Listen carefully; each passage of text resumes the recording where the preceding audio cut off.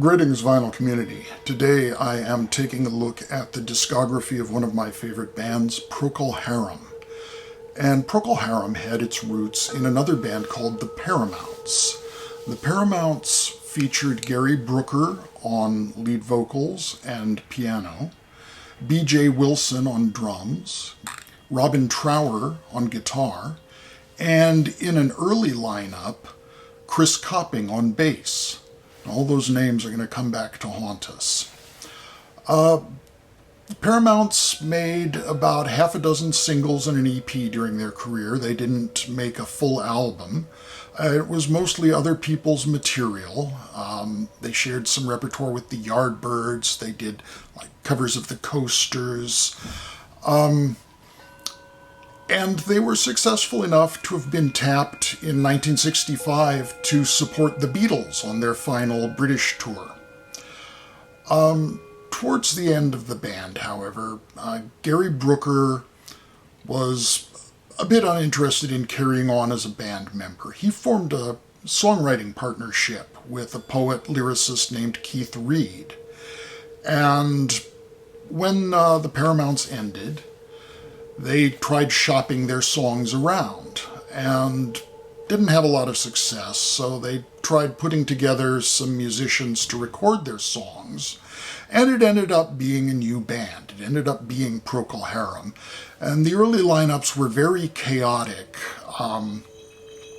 Not even the members can remember the names of all the musicians who passed through those formative lineups of Procol Harum, but by the time they recorded their first single, A Whiter Shade of Pale, the band consisted of Gary Brooker on piano and vocals, David Knights on bass, Ray Royer on guitar, and Bobby Harrison on drums, as well as Matthew Fisher on organ.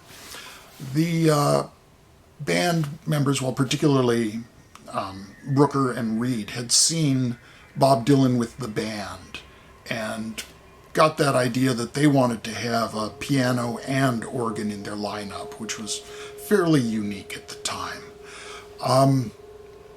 When it came time to record that first single, a session man was brought in to play drums. So on the recorded version of Whiter Shade of Pale, it's Bill Aden on drums. This lineup made an abortive attempt to record the first Procol Harum album, and that did not work out. So the drummer and guitarist were elbowed out of the band and replaced by former members of the Paramounts. B.J. Wilson came in on drums, and Robin Trower came in on guitar. And that is the lineup that recorded the first Procol Harum album. The sound of the organ is very prominent in Procol Harum's sound. Everybody knows Whiter Shade of Pale, where the organ really dominates. And the band being a model for their sound in some degree, Robbie Robertson was very dismissive of Procol Harum. He really felt that they were not up to his standards of what his own band was. So he said, "Oh, I've vaguely heard a few songs by them and they're still playing that same old song," suggesting that everything they did sounded the same. And that's a very unfair assessment, because if you look at the first album, yes, there's a strong Dylan influence, both in the lyrics and in that piano and organ combination. But there's really a lot of variety here, even though the sound is very distinctive. There is that solemn, almost funereal sound that you get with A Whiter Shade of Pale. A lot of this is very doomy and sepulchral, but there's usually a tongue-in-cheek as well. And then they'll make a left turn and do something like Mabel, where they show off this completely zany music hall vaudeville sound, or Something Following Me, which is absolute bluesy R&B piano going on. This is the American version of the album that does include the single Whiter Shade of Pale. That was not part of the original British release, where Whiter Shade of Pale was just considered a separate entity as a single. So they've moved Conquistador to side 2 for the American track listing.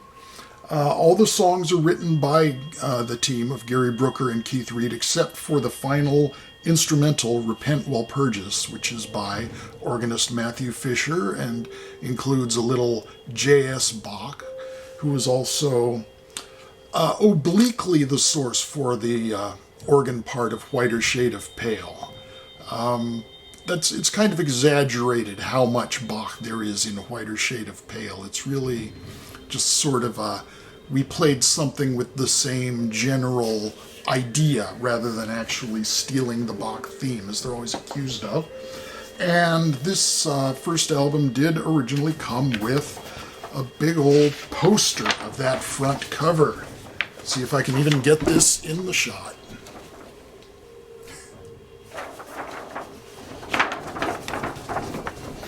Okay. This was in 1967. In the following year, the same lineup of Procol Harum was responsible for Shine On Brightly, second album. This again is an American version, completely different cover from the UK edition, which was similarly surreal, but I like this one better. I find the British one a little cartoonish. Liner notes by Crawdaddy's Paul Williams, who does bring up the band comparison, or actually suggests that the first Procol Harum album influenced music from Big Pink, which I think Robbie Robertson would have a thing or two to say about.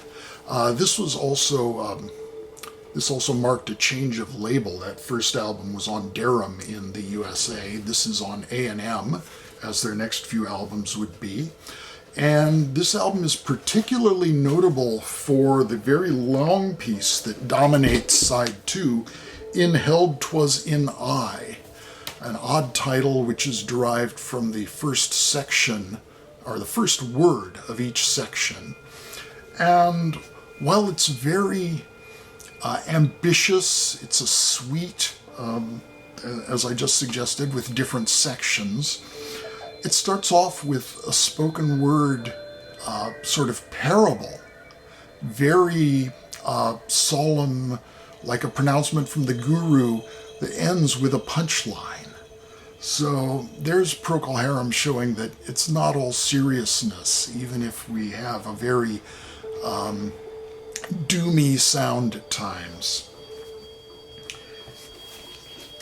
1969 found them releasing their third album, A Salty Dog, and the cover comes from the design of the Players Cigarettes pack, but the album itself definitely has this kind of maritime feel to it. There are a lot of references to the sea, especially in the title track, about a mad sea captain.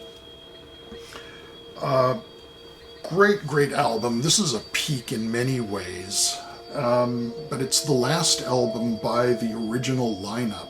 It does find a little more variety in who's writing the songs. You have Matthew Fisher writing or co-writing 3 of them, again with words by Keith Reid. All of the songs are vocals. Robin Trower wrote a song, Crucifixion Lane. Great heavy rocker from Brooker, The Devil Came from Kansas, with some outstanding guitar from Robin Trower. Pilgrim's Progress by Matthew Fisher ends the album. Really wonderful song. Definitely has a very solid Procol Harum feel, and it's kind of too bad that it marks his farewell to the band. So for their fourth album in 1970, Home, not only Matthew Fisher, but also David Knights, the original bass player, are gone. David Knights said, "Oh, if Matthew's leaving, then I have no future in this band." So he left at the same time. And they were replaced by just one musician who doubled on both organ and bass, and that was Chris Copping, formerly of the Paramounts. Once again, this is a US pressing of the album with a different cover design. I believe the actual artwork is the same on the exterior, but the British version was not a gatefold and instead had this as an insert. And it is a little odd that it's an album with 9 songs, and it has printed lyrics for only 6 of them. So go figure. Without a full-time organist, they took to a somewhat more rocking sound, which is absolutely emphasized by the opening track, Whiskey Train, which is another Robin Trower composition. Most of the other songs on the album are kind of obsessed with death, so this is probably their doomiest and gloomiest album of all, even without the sepulchral organ being such a feature. And here is a German pressing of the same album with a very unusual cover. I have no idea what persuaded them to use that artwork instead. And here again is the lyric sheet for only 6 of the songs. And the newly slimmed down 4-piece made one more album, Broken Barricades, and this features one of those nice die-cut situations that is really hard to find a copy in the wild that isn't all torn up. Robin Trower, again, is getting a lot of composition time. He wrote 3 out of the 8 songs. This one opens with the very pounding rocker again, Simple Sister, this time a Gary Brooker composition. Very delicate and classical-oriented Broken Barricades, the title track. And one of the better-known songs is Power Failure, which features a very oddball percussion interlude.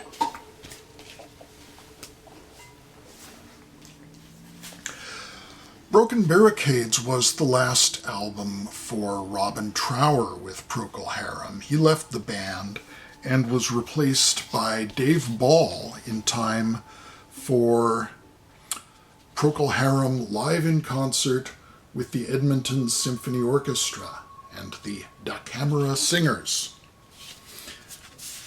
And at this time they also added a full-time bass player, Alan Cartwright, so Chris Copping moved over to play organ full-time at this point.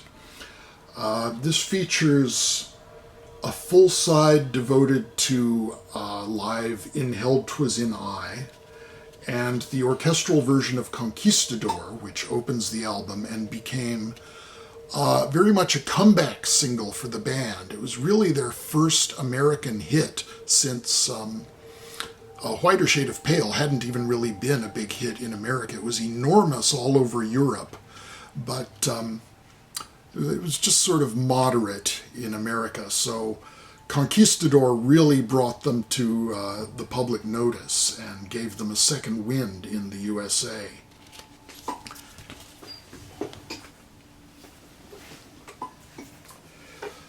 So that was their last album for A&M. It actually was a chrysalis release in Europe, so there was sort of phasing over label change that was happening at different times in different countries. So A&M followed up with a best of, which was very notable for including a lot of material that had not been on any previous Procol Harum albums. It had Lime Street Blues, which was the B-side from Whiter Shade of Pale, Hamburg, which was a single-only track, In the Wee Small Hours of Sixpence, another single track, Long Gone Geek, B-side of Salty Dog. So there was also the live version of Conquistador to wrap things up. So it was a little bit sharp practice calling it the best of when it was actually largely filled out with rarities, but I think that made it more value for money for the serious fans. So Procol Harum's first album for Chrysalis in the USA was 1973's Grand Hotel. And while David Ball was still their guitar player when they began the album, and when they held the photo session that this album cover comes from, he was replaced early on in the proceedings by their new guitarist Mick Grabham. So Mick Grabham's head has been spliced onto David Ball's body in this cover shot. We show 6 members of Procol Harum. Keith Reed is usually shown as a member, although he was not a performing member, apart from a few instances where he sort of guested on stage. There he is holding the silver plate. And all this sort of upscale and elegant image is playing off the band's classical influences and their success with the orchestra. We do have a lot of orchestration added to their music, even on the studio recordings now. The album is accompanied by a lyric book with very elegant artwork by Spencer Zahn, very simple and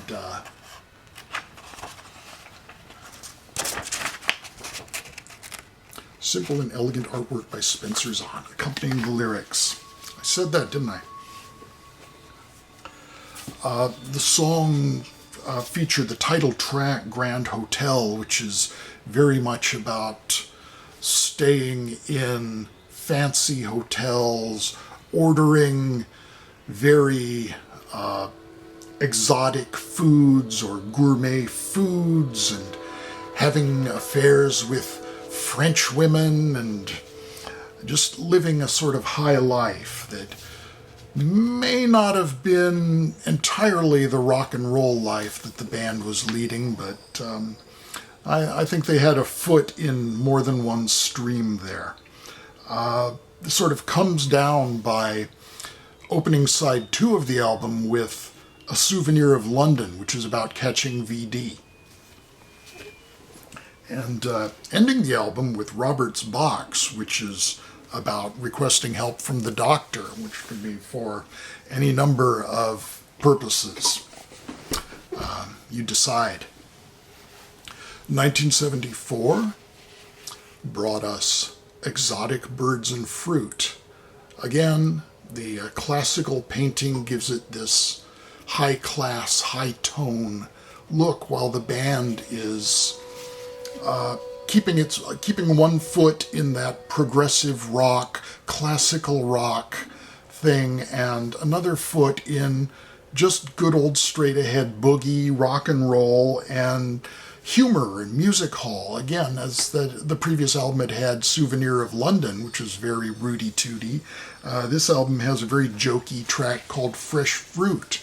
It has a song, sort of hard-rocking, boogieing ghost story called Monsieur Armand, which is a remake of a song that they had originally recorded in the very early days. At this time, they'd started reaching back a bit. As if we go on to the next album, 1975, the opening track is Pandora's Box, and that's another song that was left over from 1967. In fact, I had seen them perform that song in 1973, which was the first time I saw Procol Harum in concert, and they announced it, explaining that it was a song that was left over from their first album sessions. So on Procol's ninth, again, this is 1975, and this is the same lineup as the previous two albums. There's a little bit of a feeling that they're running out of steam. They've not only brought back that song from their early days, and even used it as the album opener, so they're saying this is one of the strongest things we've got. They also are doing other people's songs for the first time. They do a cover of the Beatles' 8 Days a Week to close the album, and they also do I Keep Forgetting by Jerry Lieber and Mike Stoller, who happen to be the producers of this album.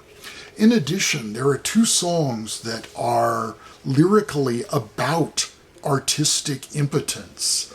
Typewriter Torment and Without a Doubt. Without a Doubt is very funny. It's a song about having the ambition to be a poet or a writer, and saying how you're going to make it big and have a bestseller, and all you need is an idea. So just that one little step of having an idea. But maybe they were having a little hard time with that, because in 1976, for the first time, Procol Harum didn't release an album. So they finally gave us a new one in 1977, Something Magic. This found Procol Harum with a new lineup change. Chris Copping moved back to the bass, and they brought in a new keyboardist, Pete Solly, who played synthesizers, which had never figured prominently in Procol Harum. There was actually some Moog played by Gary Brooker way back on Broken Barricades, but it was never credited on the album cover. They didn't make that sort of part of the Procol image, but at this point they got a little bit more modern, brought in the synthesizers alongside the organ, and gave us a full side piece. The side one tracks are just a bit more compact. There was a single, Wizard Man, which is added in the middle of the running order of side one to this US edition. It was not on the original British.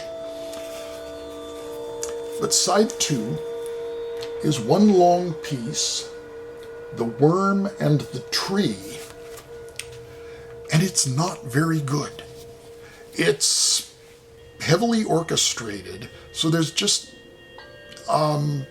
no real band feel to it. It's mostly orchestra and Gary Brooker delivering the words spoken.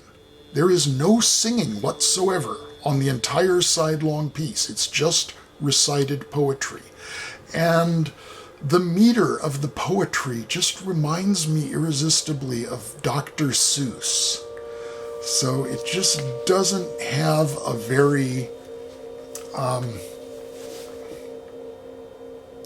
successful feel to me. That was the last Procol Harum album in their original formation. They continued on for a bit. Chris Copping left the band and was replaced by Dee Murray from Elton John's old band.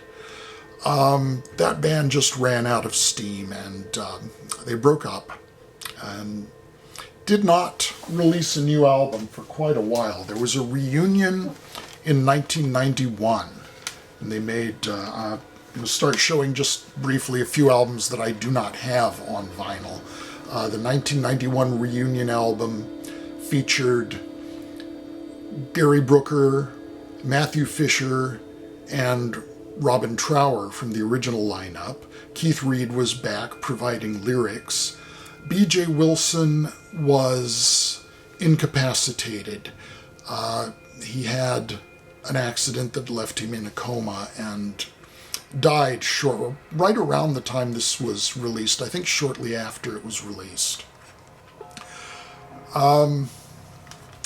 This album is a bit more AOR rock or MOR rock. It's just a little less proggy, a little less quirky, a little less Procol-y than the past albums. Still good. The band went on tour, but without Robin Trower, who split right away. And that was that for quite a while. They didn't do a follow-up immediately. Here is an album that was released a few years later in 1995, The Long Goodbye, the symphonic music of Procol Harum. This was part of the big vogue for orchestral salutes to rock music. There was a Genesis one, there was a Jethro Tull one, there was a Yes one, I think there was a Queen one, there was a Beatles and Rolling Stones ones, of course. So Procol Harum got one, and there are a lot of interesting guests on this. Tom Jones is on here doing Simple Sister, and he rocks on that song. Gary Brooker is present doing the vocals. Jeff Whitehorn is the new guitar player at this time, who has continued with Procol Harum since.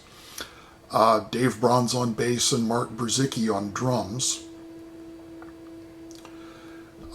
James Galway guests on flute. Robin Trower makes a guest appearance, as does Matthew Fisher, but they're not part of the band at this point, to the extent that the band even exists.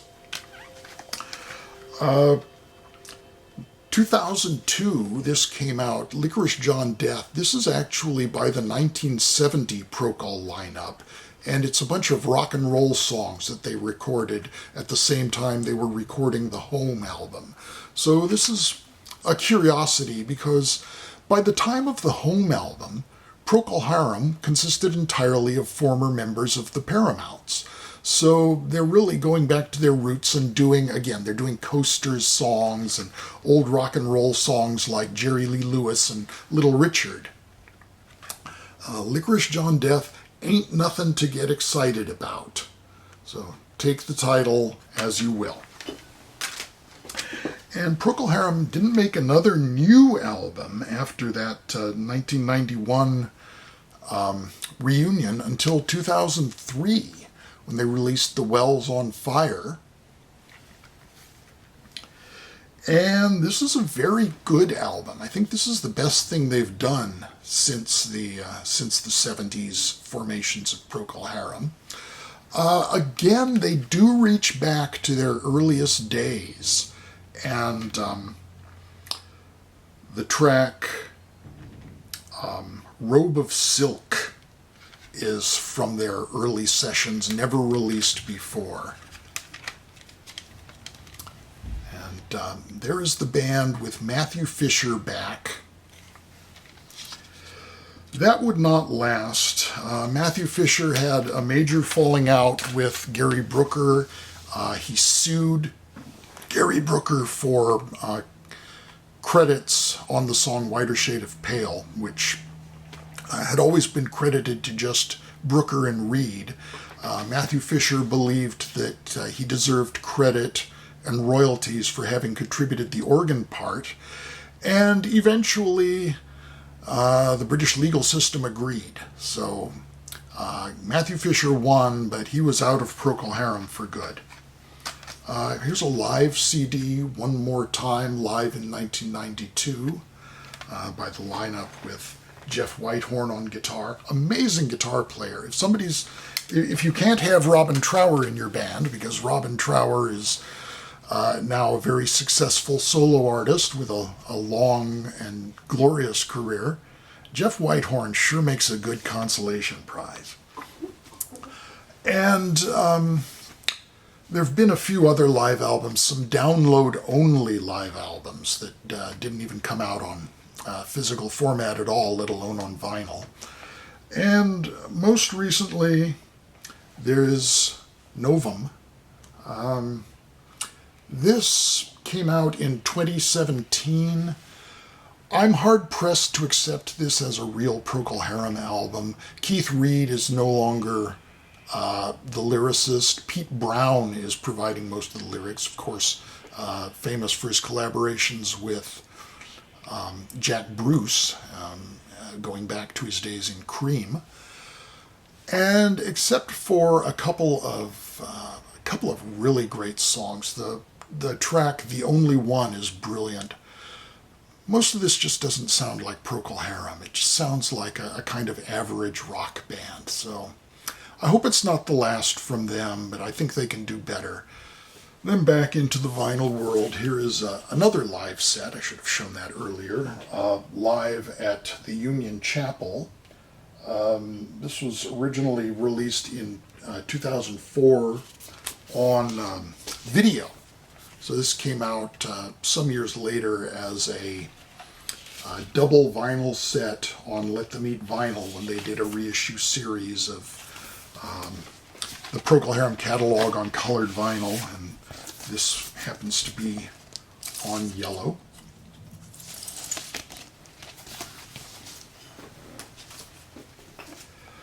Procol Harum Lives. This is a 1971 release for radio stations only. Side one of this is an interview with the band titled Rambling On, and side two is a compilation of just various tracks from their back catalog. Liner notes by well-known rock journalist John Mendelsohn, noted for his liner notes for the Kinks Chronicles. And this is just an oddity. Procol Harum, A Salty Dog. This is not their third album, A Salty Dog. This is just a compilation of material from their first 4 albums and singles from the period. I've always loved that cover. Okay, now for part 2 of our Procol Harum discography, the singles. And there are a lot of them, so I'm going to go through them very quickly and not do a lot of explaining. This first section will be just singles of A Whiter Shade of Pale. This is the one that I showed recently on my cat video.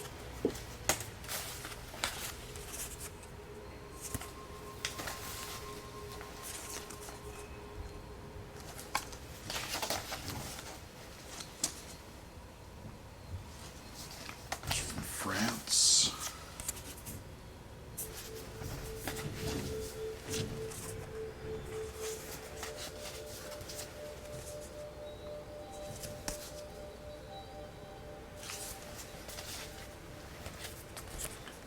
Showing a later lineup. It's still the original.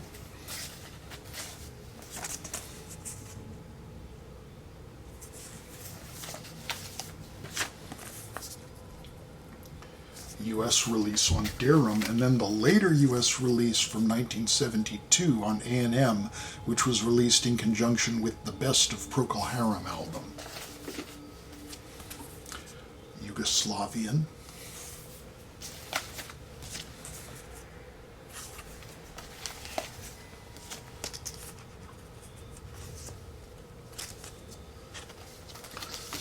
I don't know why I even have this. This is a fold-over cover, but I don't have a record in it.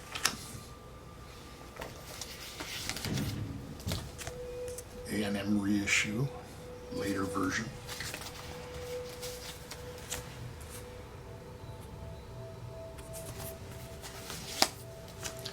Maxi single. Tell it to Maxi. Una Pallida Sombra.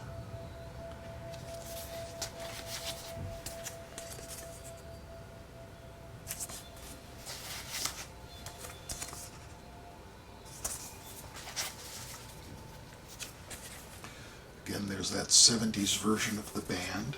Notice by now they're putting a Salty Dog on the B-side, so it's sort of a double hits version.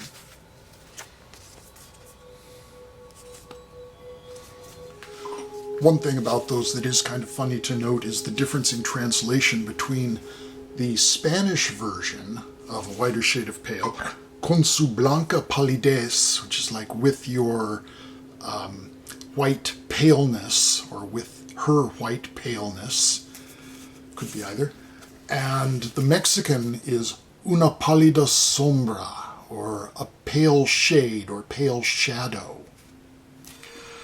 Now, more singles from the 60s. Repent Will Purges.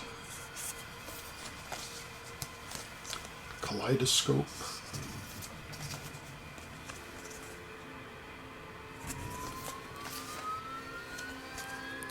Hamburg. There'll be a lot of releases of Hamburg.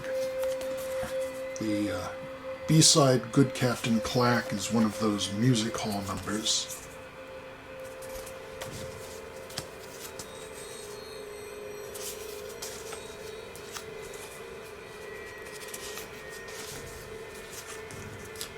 Gary Brooker only on the sleeve.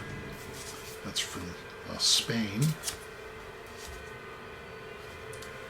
My old copy from the 10-cent bin with a cutout hole in it.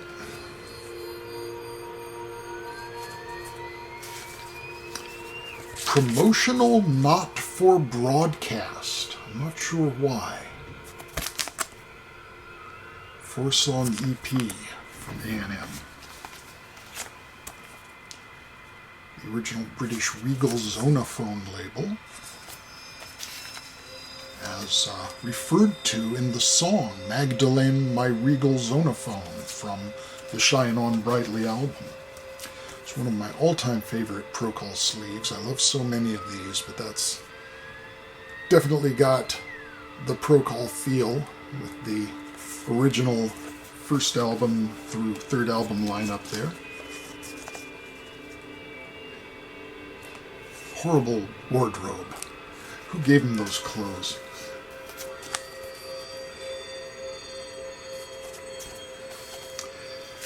And this in particular is notable for being an alternate version of Quite Rightly So, with some different lyrics from the version that appears on the Shine On Brightly album.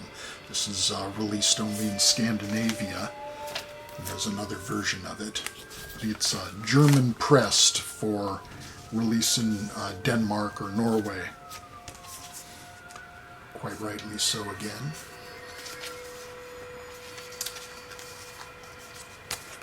Japanese, when they put the single itself in a regular sleeve, would have this little fold out by way of a picture sleeve. Il tuo diamante, your diamond.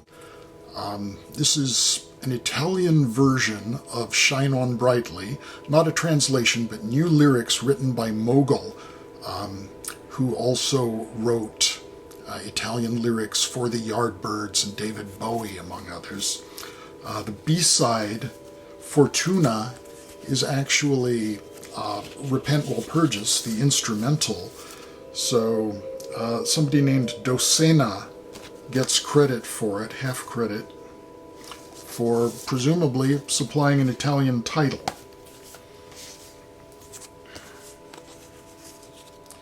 And on to A Salty Dog. Another great sleeve, very colorful.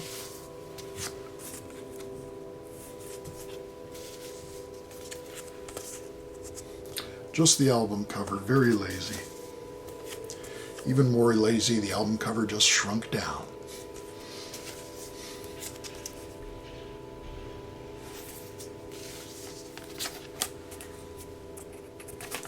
The Devil Came from Kansas.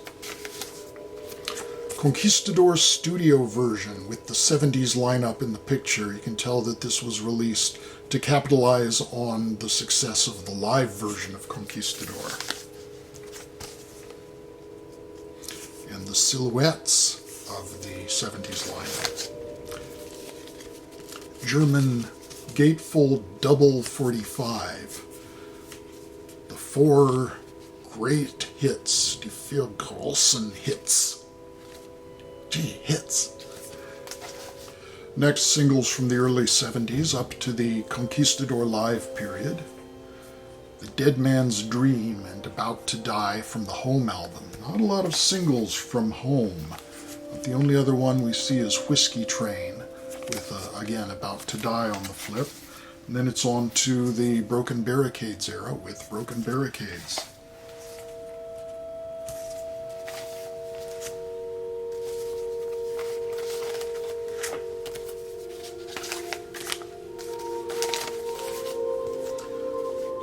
Poor Mohammed. Pobre Mohammed. The British release of Conquistador was the one that had Luskus Delph, non-LP live version from the same concert as the live album. All the other releases of Conquistador had All This and More from the album on the B-side, unless they had a Salty Dog.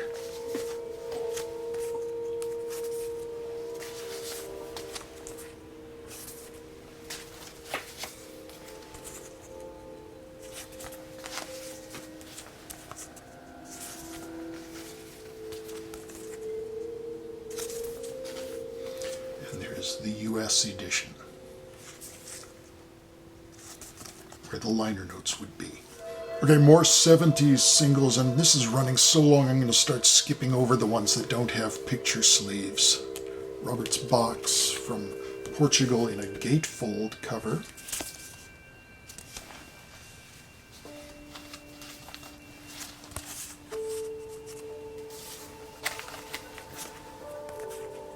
These are from the Grand Hotel era.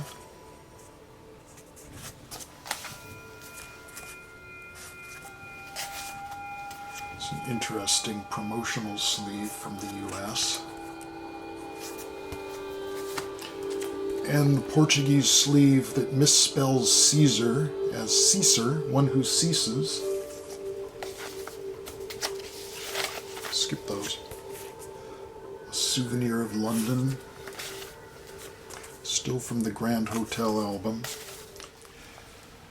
This one is from Portugal. And this one with the similar sleeve is from Angola. They don't quite get as good printing quality in the Angola version. Nothing But the Truth. Now we're in the Exotic Birds and Fruits era, and the great non-LP B-side Drunk Again on all these Nothing But the Truth singles.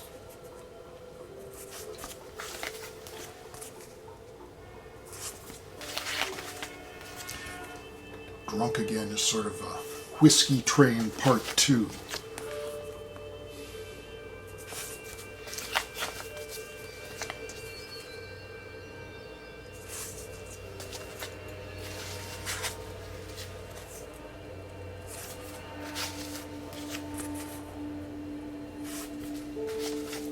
Now moving on to Procol's ninth era. Again, I spoke about Pandora's Box being brought back from 1967. It was also made the single release from the album, as well as the album's lead-off track. Or Pandora's Box. Again, the Portuguese have a little trouble with the spelling.